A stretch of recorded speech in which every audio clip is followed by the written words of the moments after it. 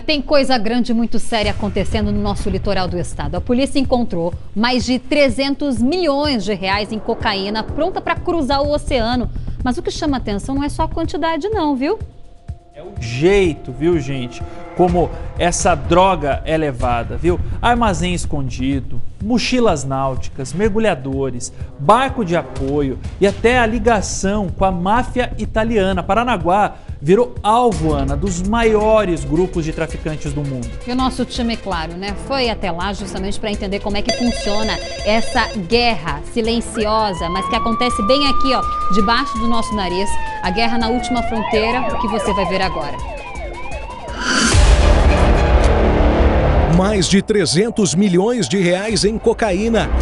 Uma carga extremamente valiosa, pronta para viajar milhares de quilômetros até a Europa, mas que tem a viagem interrompida pela polícia. Afinal, o que está por trás de uma das maiores apreensões de drogas do ano? Quem são os traficantes no prejuízo, que viram os planos de faturar e muitos serem frustrados?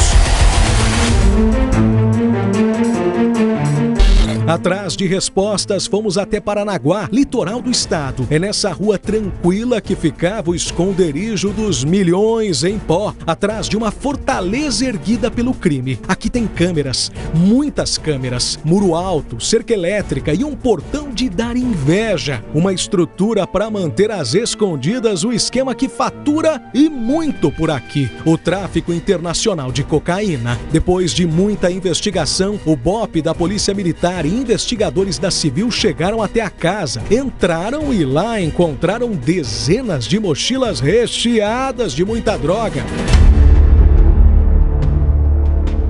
Os pacotes prensados já estavam prontos para o envio pelo mar. E não só isso, localizadores, boias, cordas, coletes salva-vidas, todo um aparato para operações marítimas foi encontrado. O homem responsável por cuidar da carga foi preso em flagrante e confirmou tudo ali mesmo: a droga iria para o sudeste da Europa.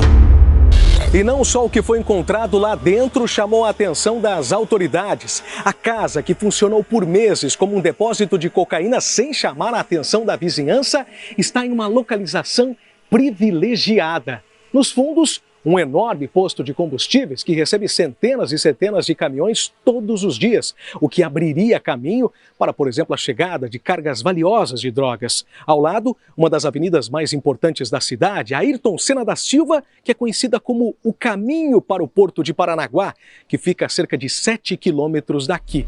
Elementos que tornam essa uma logística perfeita para o tráfico internacional de drogas.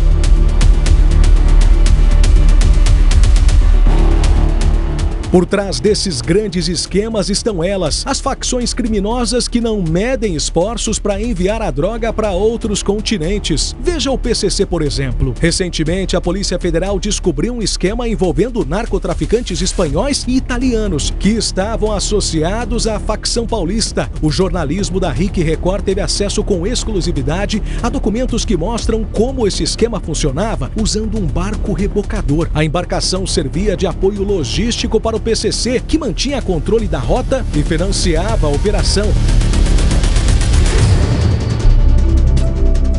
O objetivo era colocar a droga a bordo de navios com destino à Europa, principalmente Itália, Portugal e Alemanha. O esquema era comandado por Gilberto de Souza Marques, o Golias, e por Dione Cardoso Nogueira, o Johnny Caprini. Eles recrutavam tripulantes, compravam embarcações e coordenavam mergulhadores. Anderson da Costa Gomes, conhecido como Benevides, cuidava dos pagamentos e da parte financeira, usando doleiros e empresas de fachada.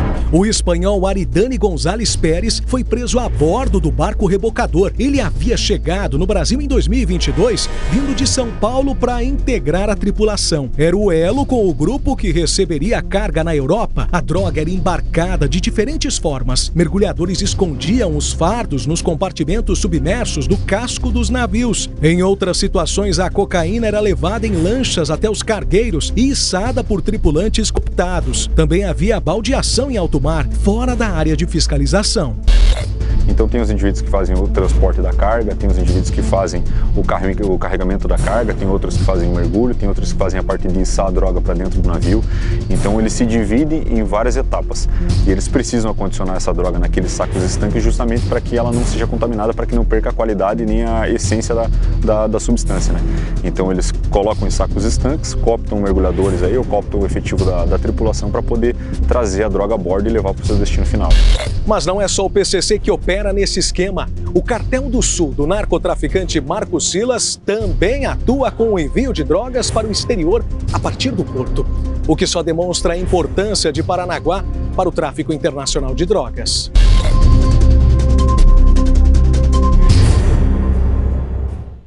Aí você viu, né, Leonardo Gomes, que preparou toda essa reportagem com a nossa grande equipe, já está aqui justamente para trazer um pouquinho do que foi esse trabalho intenso lá no litoral, lá no nosso litoral. Léo, bem-vindo. Obrigado, prazer é meu estar aqui com vocês e, claro, com você que está acompanhando o Balanço Geral.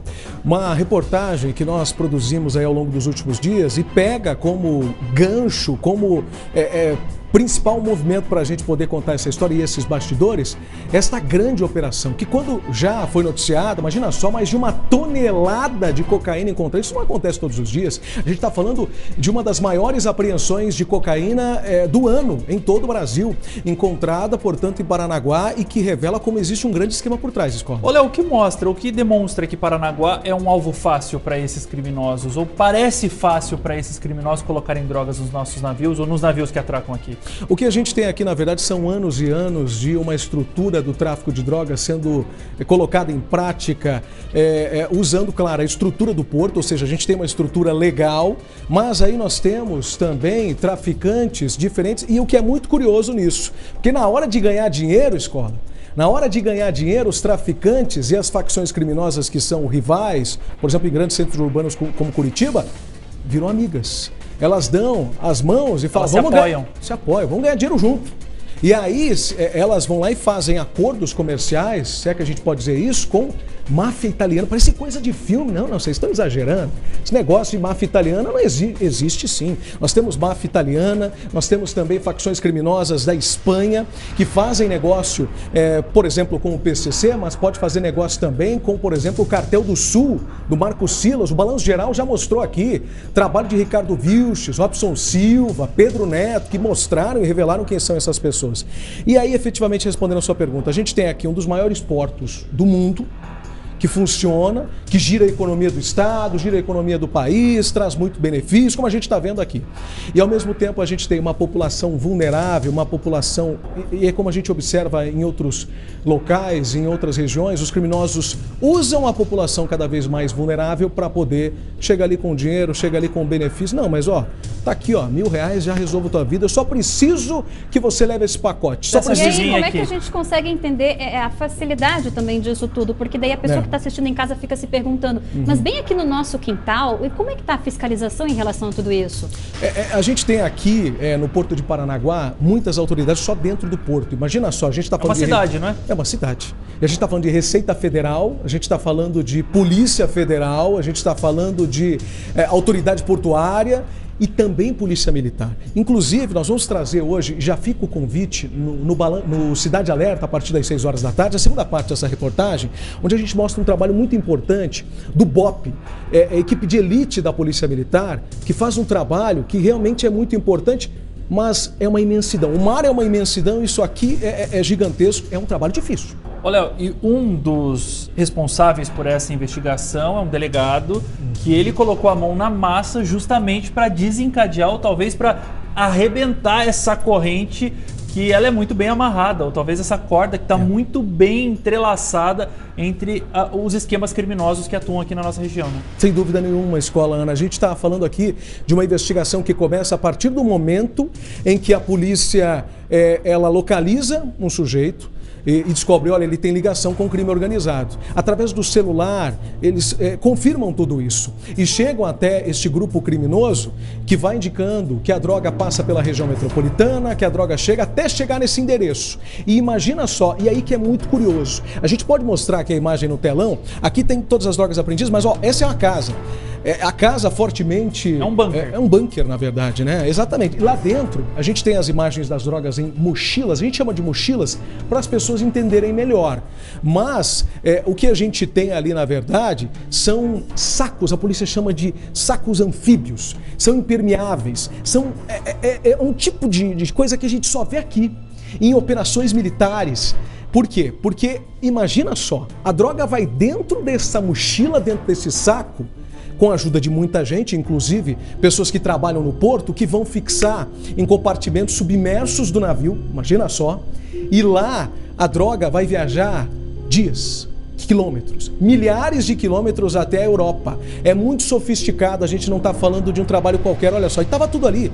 E o que é curioso, como é que a polícia não chega até isso? É tudo muito planejado, organizado, premeditado, né, Léo? A gente tem essa imagem aqui, a gente tem essas mochilas que tem um gancho, olha aqui, ó, tem um gancho, a mochila é grande, aqui a gente imagina que tenha 100, 200 mil reais em cocaína, imagina só. Cada uma delas? Cada uma delas pelo menos. A gente está falando de 300 mil. Essa imagem aqui são 300 milhões de reais em cocaína. É inacreditável. Isso apreendido, né? Isso apreendido. E inclusive está sendo incinerado, a gente vai até acionar, mas é para explicar para as pessoas. Tá aqui esses pacotes, o que acontece? Os traficantes pegam o pacote, aliciam pescadores, os pescadores, eles vão em alto mar e jogam isso aqui. E afundam. Como é que a polícia vai ver isso, Escola? Como é que vai ver isso, Ana? É muito difícil.